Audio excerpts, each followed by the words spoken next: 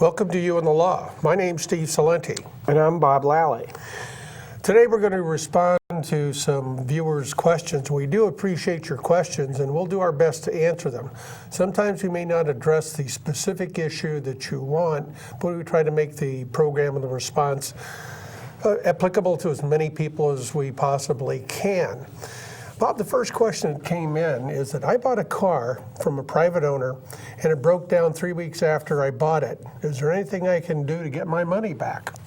Well, that's a private car, for a used car from a private party. If you buy a new car, there's the lemon laws that apply, and lawyers can help you with that, but that's not the answer to that question. The basic question is you buy it as is. And there are some exceptions to that, and that's if somebody made a representation of a warranty that they just replaced something or things. And I know you have in mind some cautions people might take, Steve. Well, first of all, under the law, we call it caveat emptor, buyer beware. And everybody understands the latter part. If you're going to go buy a car or look at a car, save the advertisement. Are there any representations as brand new transmission or other recent work that's been done? Ask to look at receipts, perhaps save copies. Bottom line is, if you're buying from a private party, it is buyer beware. Might want to take somebody with you, too. It's good to have a witness, but I like things in writing. That's better. They're a little bit more difficult to overcome a writing than it is what somebody else said. True. Next thing is I have a handwritten and signed bill of sale, but it's not notarized. Will this be acceptable in court? Interesting question. Evidence questions are always interesting, and that's what that is. The answer to the question is it may not be notarized, but you're going to have to lay what's called a proper foundation. And that means you're going to have to bring somebody to testify they're familiar with that person's writing and signature and so forth. Well, they may not have to go to that same extent. They may just say, I saw them sign it. And that may be sufficient. Mm-hmm. Most often, bill of sale is not a problem. You're talking about cars, somebody signs a document. There are places in the law where something has to be notarized, but none that I'm aware of involving a bill of sale. But generally, if you go into court and say, I saw the person sign the document, that's sufficient foundation. Now, if the person wants to challenge it, saying, I never signed it, now you may have other issues where you need an expert or whatever, but for the most part, the short answer is no. You're always looking at the glass half full. I'm always thinking it's going to be contested. I hope it's not contested. The wrong place you want to be is have to let a judge make a decision for you. Right. Next one's kind of an interesting question, and unfortunately it's a question that we see all too often today given the economy such as it is. I've been renting a house for 3 years and now the house is going into foreclosure. How much time does the landlord have to give me before I can be evicted? That's a very timely question. Right. Now we're going to be doing a show on evictions, landlord-tenant stuff. But this is probably a very timely question given, again, the state of the economy. There are some very specific laws that deal with foreclosures, where there are tenants involved, and there's no way I can get into the detail of it. All I can tell you is if you're a renter and the property that you're renting is being foreclosed on, immediately call an attorney. The short answer is that you may be able to stay in the residence far longer than if it was a landlord, the owner who just lost the property, was asking you to leave the property. But again, you need to talk to an attorney that deals with that issue of foreclosure and tenants. Exactly. I would agree with that, Steve. Next question that we have is another real estate Another question one. where a person bought a piece of property, they hired a surveyor to find the corners. Something that everybody should do is get your property surveyed, especially in the elder counties where trees and bushes and rock piles. You never know where that buried cornerstone is. That's correct. One of the corners ended up in the front steps of my neighbor's house. Okay. Strict real estate question, things that we studied in school, unfortunately would not answer that question particularly. That's true. In this particular issue, because neither Bob or I really do real estate law, I called local attorney Ken Arola, because I know Ken does real estate law, and said, what would happen?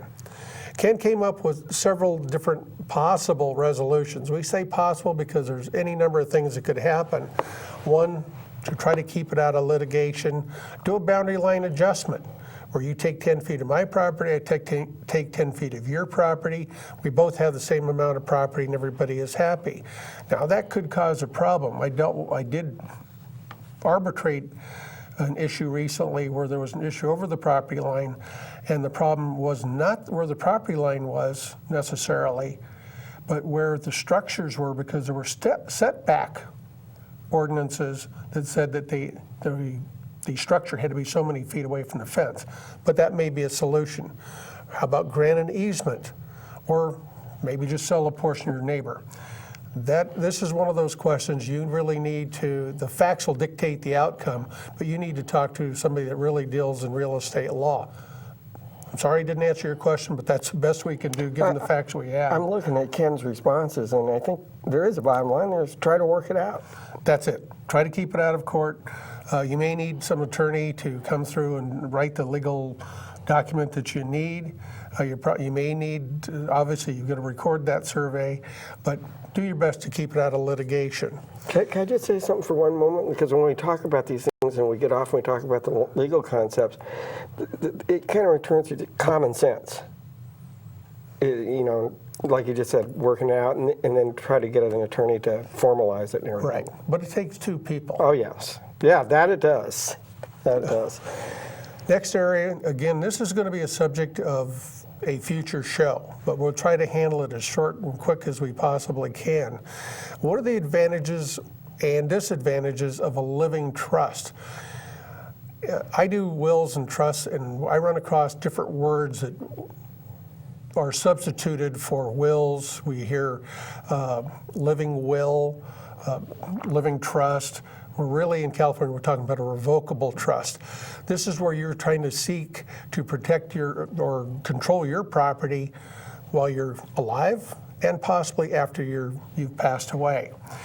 Best thing I could tell you is I teach a class at the Resource Center here in San Andres. Give them a call once a month. We do about 2 hours, and we talk about issues such as wills and trusts and so forth. And we can talk about whether or not, in general terms, you should look at having a trust. Sometimes people come in, they say, I need a trust, and they really have nothing to put in a trust. So just because you hear somebody say you need to have it, may not be so. Okay. Bob, the next question is really up your alley. We had a question dealing with medical malpractice in another state. This is very interesting because the states, the laws differ in all the different states. And in fact, they differ so much that's why we're required to be licensed in California. And if you practice in another state, there's one exception, Wisconsin, I believe, and Washington, D.C. But without those two, you have to be licensed in the other states and go through the process. The long and the short of it is that medical malpractice is extremely complex here in California. There's a thing called MICRA that places all kinds of limitations on it. There's a special statute of limitations. I don't want to get into exactly what it is because you really, if you have, the minute you suspect something that was done to you incorrectly by a health care provider, you need to go see an attorney as soon as possible. Now, what I would recommend for the out-of-state situation is maybe contacting a local bar association in that town where it occurred. And maybe they could direct you to a local attorney or the Trial Lawyers Association. In, of course, Calaveras County, we may not have anybody here that practices in that area, so somebody may end up having to go to Sacramento, San Francisco. Certainly with the internet, they can do a search on lawyers.com is one of the websites that we've talked about, and do a search under medical malpractice. They may have to do that search in the state. That's true. Where it occurred. That's true, because you're going to really need a specialist in medical malpractice. Right. We also got a question that dealt with what were our thoughts regarding the judicial system. Now, I've reworded it a little bit. The question is really addressed judges making laws. And we all know there are three branches of government, correct? Judicial, executive, and the Legislative branch. legislative. The legislative branch is the one that's supposed to make the laws. The president can certainly sign, or the governor can sign off laws or veto laws, and there are all kinds of issues on whether or not it's financial. Does it need 2/3 or just a majority? And we're not going to get into that. The real question, I think, goes back to a very old case that we all studied in law school. Do you remember Marbury versus Madison? I'm digging in the brain cells, but yes, and that's back a ways, yes. I do, it brings back memories.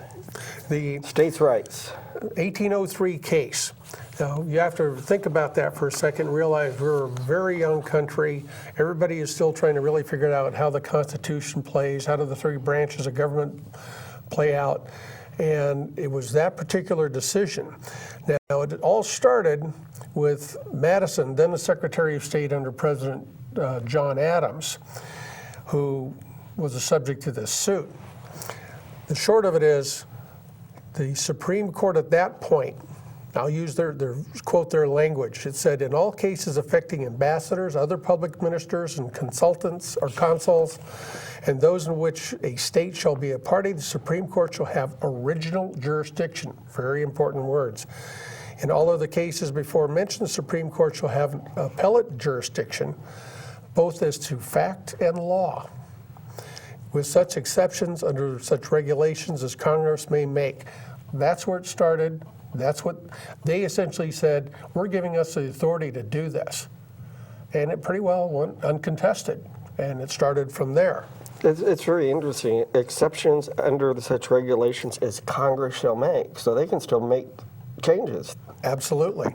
And in California, we see is this, the court will often suggest that the legislators need to clean up some language. The court won't do it. They can interpret it, but they can actually give a direct, I'll say direction or advice for legislators to clean up some type of legislation. But the court cannot do it in California in and of itself. That was with the Marbury versus Madison case, that was actually the first time something was declared unconstitutional in the United States. Something never happened before. And it was interesting, and this is what defined the checks and balances that we now see in our system. It was interesting that Thomas Jefferson disagreed with Marshall, he was the Chief Justice at the time, disagreed with his reasoning, saying that if this view of judicial power became accepted, it would be, quote, placing us under the I can't even say the word, despotism of an oligarchy. What's an oligarchy? I know you know. I looked it up, Yeah. and I'll let everybody else look it up too. Okay. Because my short-term memory says I don't recall. It certainly was. It was not a real new concept. It was new to the United States, but it had history back into English law. Now, in most of our laws of the United States, many of them actually did come from England. That's why in law school we studied common law, and specifically in the real estate laws we talked about before, we were studying cases that were 200 and 300 years old because our origins went back to law from England. Right. With the advent, of technology and the changes that we have now, it's almost inconceivable that there wouldn't be some changes in the applicability. However, I think they were looking at it. What I'm getting to is that when they decide cases, as a practical matter, whether you agree with it or not, these cases become part of the Constitution. They interpret it. I agree. I don't think that anybody would disagree with if the founding fathers of America, United States, came back today and looked at how things are running, they would say they had absolutely no idea that this is what would happen. Certainly technology, people have changed. It's a completely different world. But certainly my understanding of constitutional law, that originally the states were independent and they ruled themselves, but then there started boundary wars, trade wars, tariff issues, and that had to be resolved, and eventually through the courts, where we truly were the United States under one form of government. Court's a better way to do it than anywhere else. Well, it was certainly better than some of the alternatives. I think there was something about some whiskey rebellion and some others that dealt over tax issues and so forth. Anytime you have a question, feel free to contact Public Access Television. Let us know what your question is. We'll try our best to answer it for you. What I'd like to do now is move on to an area very generally in the last half of our program today to talk about how do cases get started. You do a lot in civil law. Yes. Somebody comes to you and says, I have some type of civil action. What is the process? Well, I'm going to assume there's merits in here, just for purposes of discussion, that it's a meritorious claim, that there's some substance, some reality, it's a good claim. We need to determine who the defendants are. And we'll send out letters of representation and trying to get a reaction, try to negotiate it outside the court system. But to initiate the process, we file what's called a complaint. Okay, now a complaint is essentially what starts. It says, these are the allegations that I'm making. And I've looked at some, and it may say 4 or 5 different names, maybe one name. And then I always see this Does 1 through 99 or whatever. Who are these John or Mary Does? I don't know. I've never seen them in my neighborhood, but just the baby deer. But the concept behind it is when you start out on a case, maybe like there's an unknown manufacturer or somebody you don't know that might be responsible, and you're going to find out maybe about them later down the line when you're taking what's called their deposition, where you have a chance to sit down and talk with them under oath, but you don't know who they are in the first place. So what you do is you list them as a doe, and a doe could be, I always put it in as a unnamed corporation, as a public entity unknown, as a business organization unknown, as well as individuals.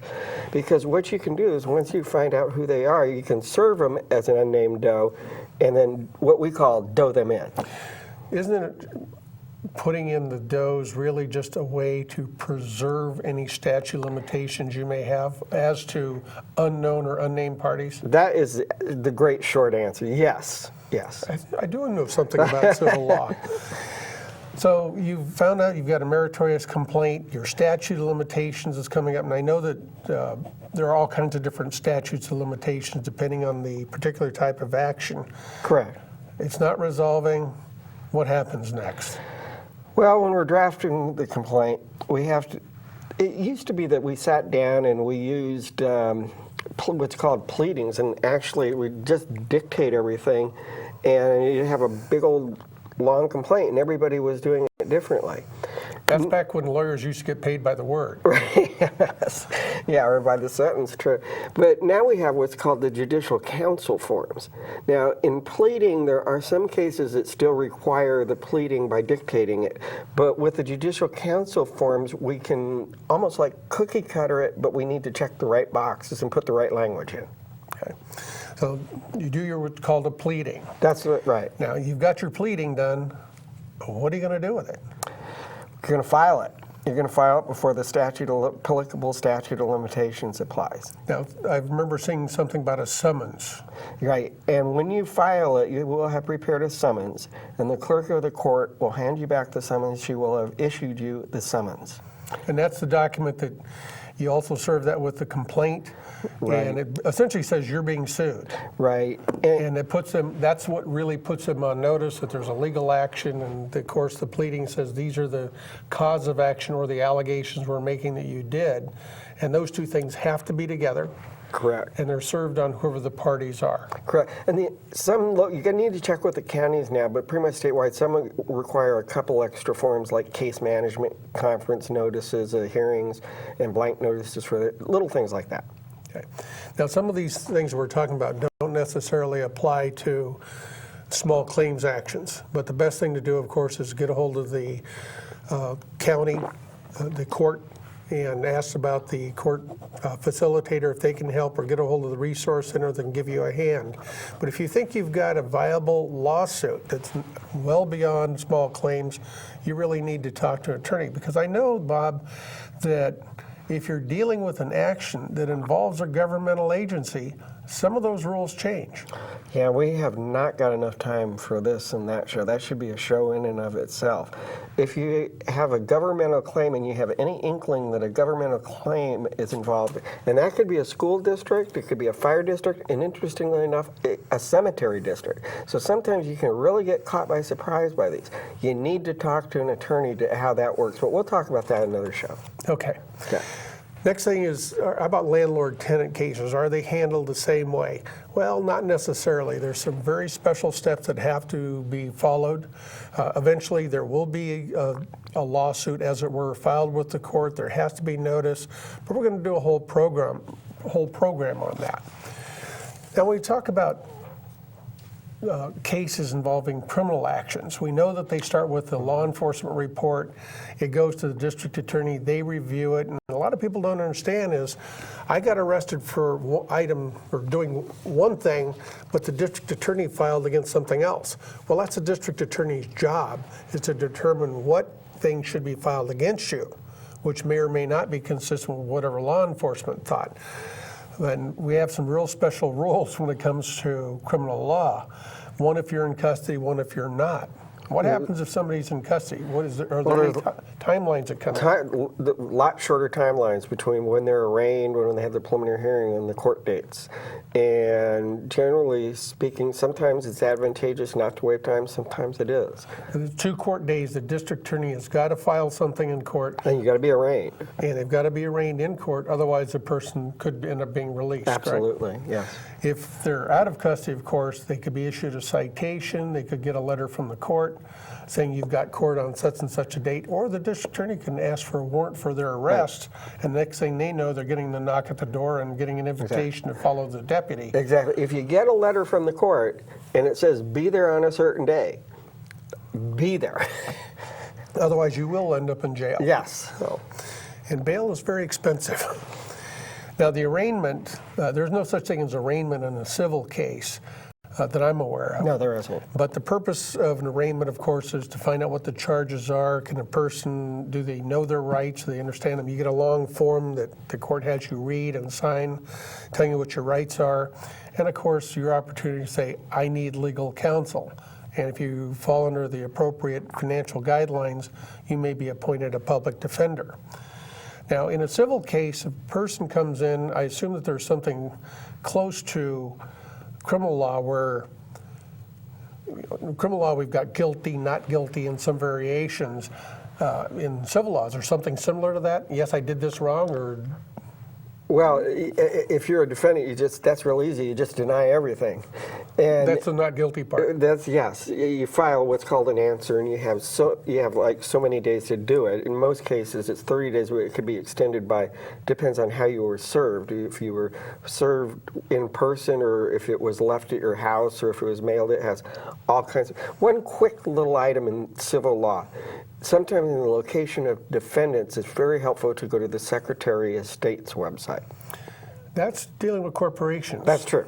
And governmental entities, too. Right, because some corporations will have a specifically named person, or often an attorney, that's their agent for service. And right. If you don't serve them, you may not have right. proper service. It will also show you the corporate structure as well.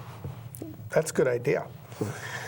Family law, that's another case that we see a lot of in the last 5 minutes or so that we've got on this program. It really is a civil case. in dealing with family law issues, but it's so large that they call it family law, and we follow the same rules for the most part as a civil case does, but they're really handled a lot differently. There is a summons, there is a petition, and what it says, the summons says you're being sued. It actually says that language on there. The petition says, I want a divorce or perhaps a legal separation. So the paperwork is much the same. Now, in a civil case, you may get served and you may not see a courtroom, if at all, for a very long period of time. In a family law case, you could be in court very quickly, especially if you've got children. There are issues of who's going to live in the family home, who's going to drive what cars. You may be in court, in fact, that very same week. So some things that are completely different, even though it's civil law. I see a lot of orders shortening time in the family law court. There are some times where there's a situation been created that they have to get into court right away. We see this oftentimes where there's a dispute over the children. We hate to see tug of wars between children, so sometimes you rush to court and say, we need an immediate custody order because certainly we want to do what's in the best interest of the children. But it is possible, even in a family law case, and I've handled many, where the parties never, ever go to court. We're able to take care of the entire matter. It's all done on paper, but the court's never involved. That would be the ideal civil litigation case. It'd be the ideal family law case, but they're not enough. It's important to understand that whether we're talking about a civil case or criminal law case or a family law case, always try to consult with an attorney. Now, I know some attorneys, depending on what type of case it is, charge consultation fees. Consultation fees, as I recall, in civil litigation, typically you don't see consultation fees?